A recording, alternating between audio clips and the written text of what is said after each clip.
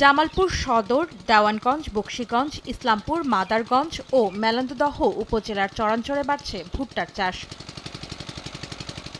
কৃষকরা বলছেন, খরচ বিবেচনায় ভুট্টা চাষে তাদের লাভ বেশি। ভুট্টা চাষে খরচ কম, কাজেই ভুট্টা করছি। ভুট্টার টাকাটা এককালীন পাওয়া যায়। পরিশ্রম কম, ফলনও বেশি এবং একটু আমাদের লাভবান বেশি। অল্প খরচে পোষাইতেছে গৃহস্থের, মনে করেন ১,৫০০ মন বেচা যায়।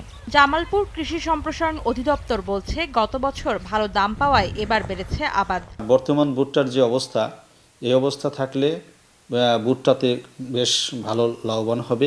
এই ভুট্টা পূর্ণাঙ্গ অবস্থায় না যাওয়ার আগেই সাইলুস করে সেই সমস্ত জমিতে আবার বোরো আবাদ করবে, যার কারণে বোরোর আবাদের যে টার্গেট সেটা আমাদের এখানে কম হবে না, আর ভুট্টাতে তারা ভালো ফলন পাবে। এবছর জামালপুরের ২৭,০০০ হেক্টর জমিতে ভুট্টার চাষ করা হয়েছে। সময় সংবাদ, জামালপুর।